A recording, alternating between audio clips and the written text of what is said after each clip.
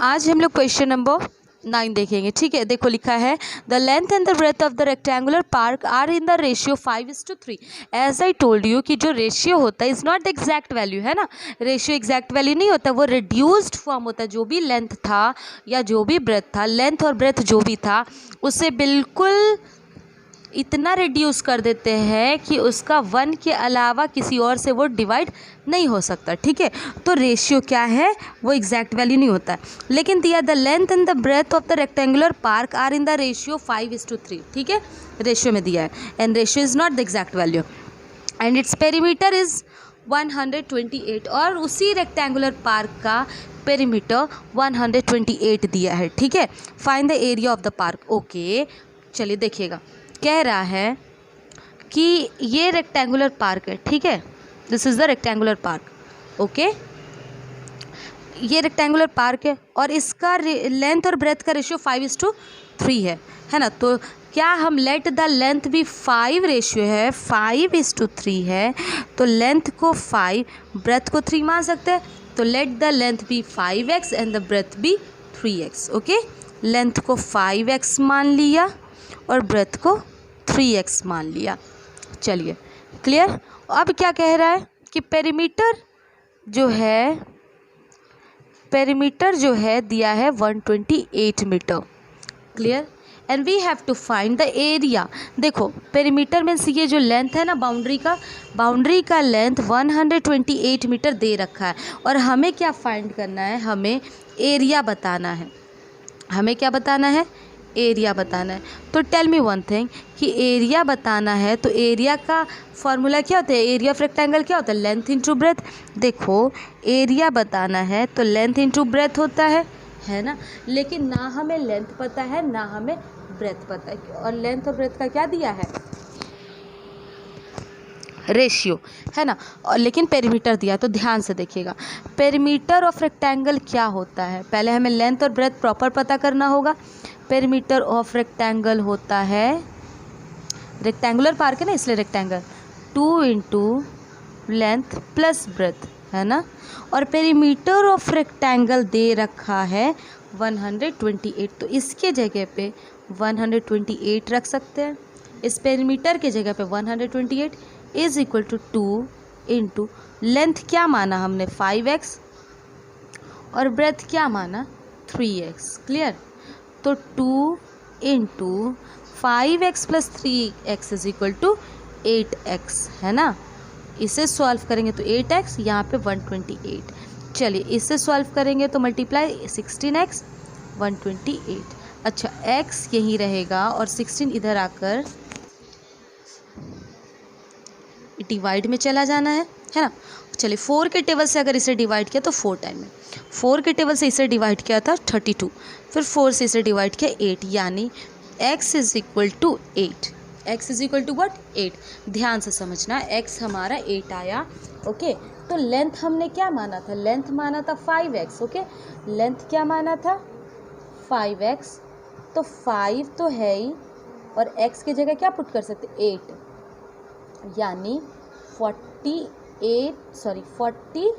Centimetre था ना, ये मीटर है तो मीटर। ओके, नाउ ब्रेथ क्या माना था, ब्रेथ माना था 3x। ओके, तो 3 इंटू एक्स 8 इंटू 3 24 मीटर।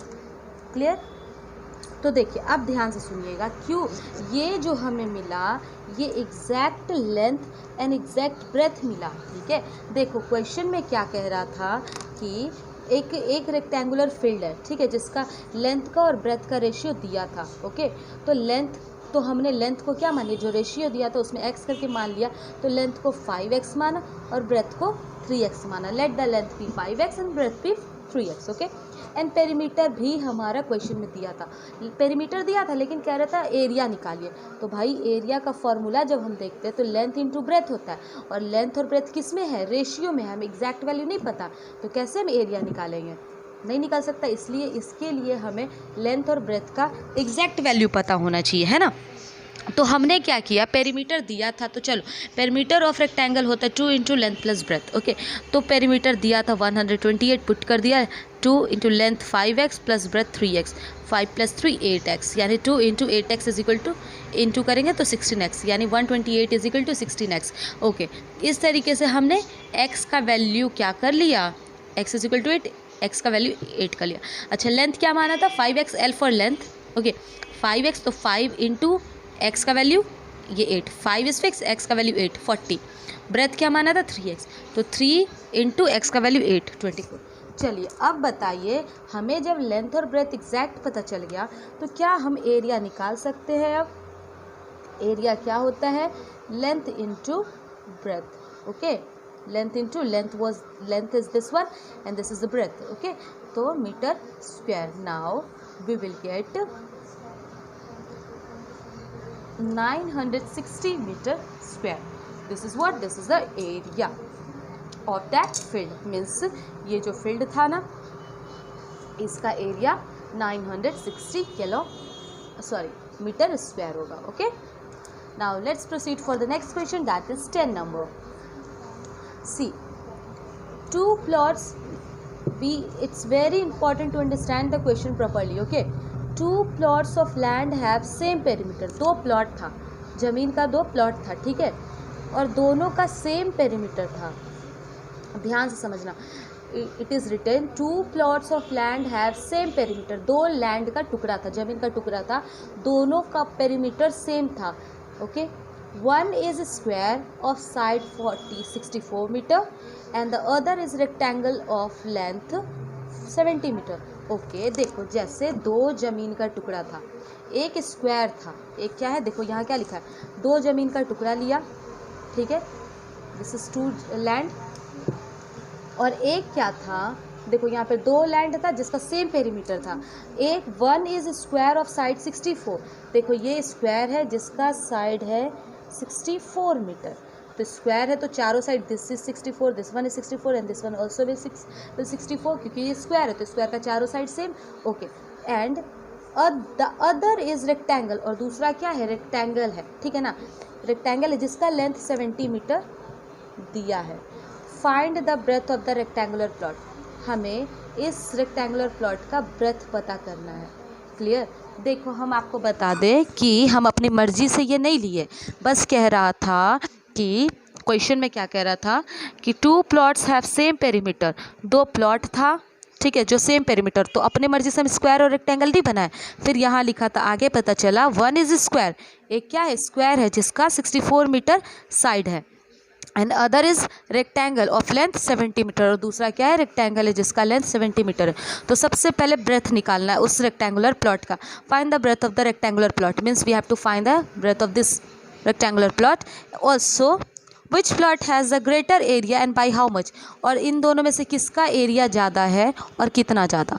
तो ध्यान दीजिएगा, सबसे पहले हमने इसका ब्रेथ निकालना है। तो बताइए, यहाँ पे फर्स्ट में लाइन दिया था 2 plots of land have same perimeter, तो लिसन, यानी पेरीमीटर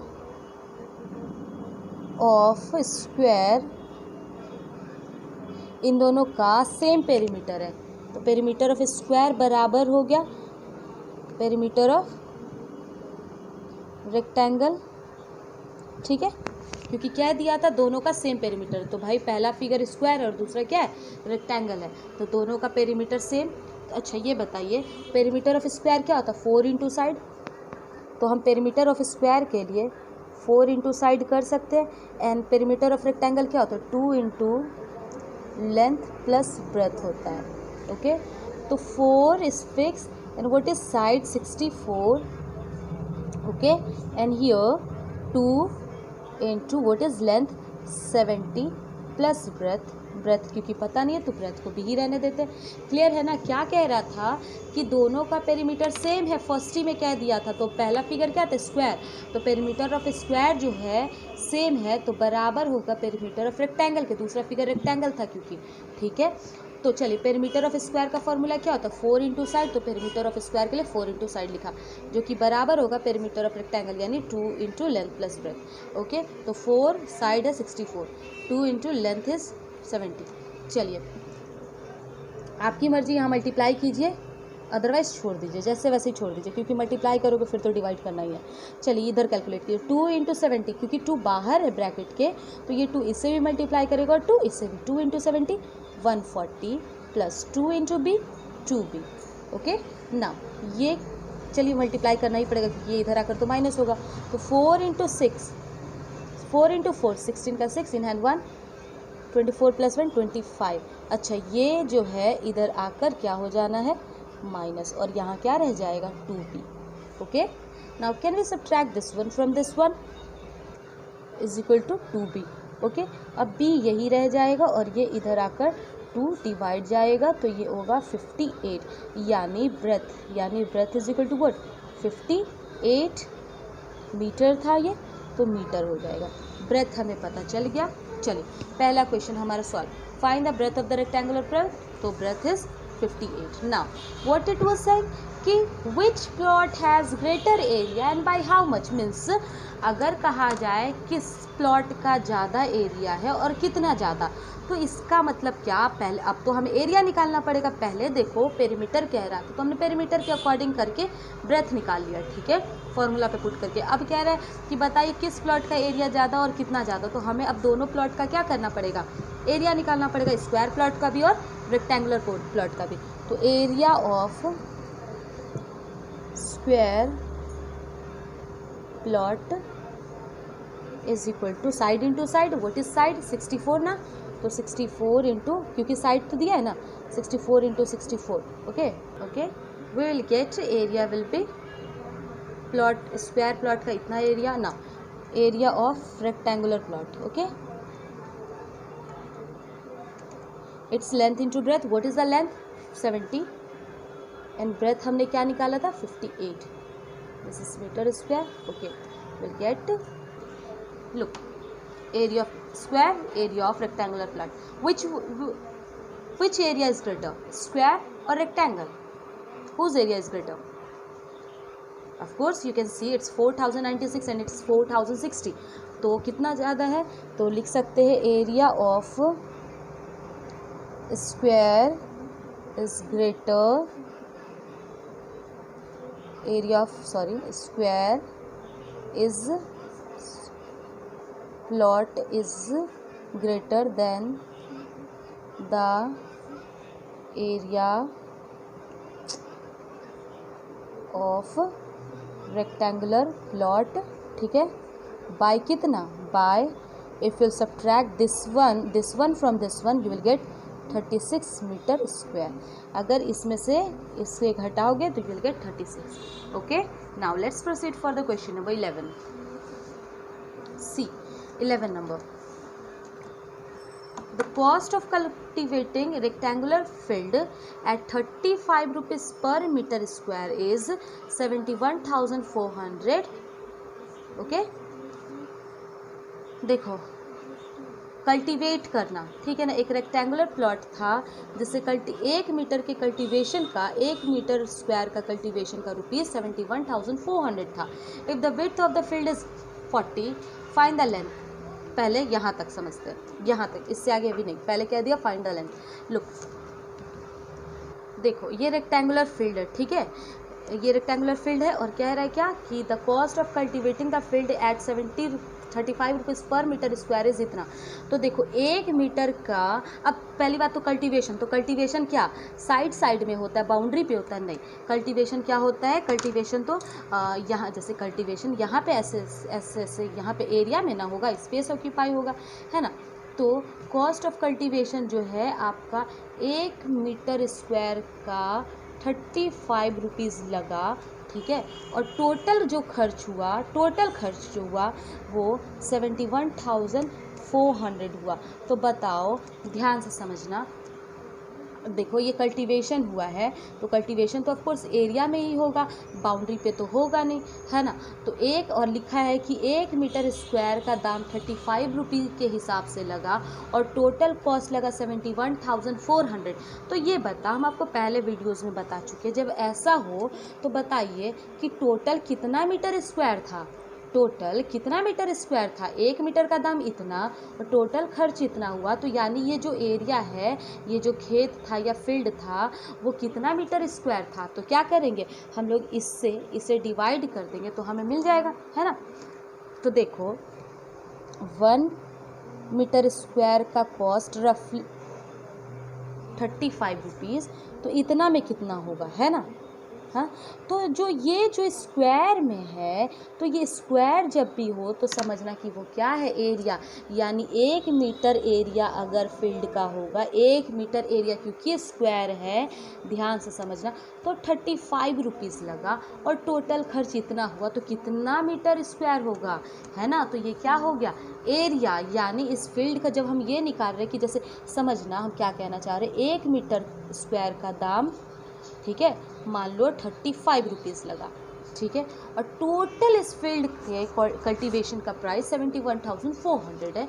तो बताइए यानी ये टोटल कितना एरिया रहा होगा, है ना। जो मीटर स्क्वायर निकालेंगे मतलब इतना में कितना मीटर स्क्वायर हुआ होगा, तो हम लोग जो निकालेंगे वो एरिया ही होगा ना। तो हम लोग लिख सकते हैं कि area of rectangular field is equal to, इससे डिवाइड कर देंगे, 71,400 को 35 से डिवाइड कर लेंगे। ओके ना, after dividing we will get 7 के टेबल में इसे 5 टाइम में डिवाइड करेंगे, 7 के टेबल में 10200 टाइम में। ओके नाउ अब 5 के टेबल से अगेन डिवाइड करेंगे तो विल गेट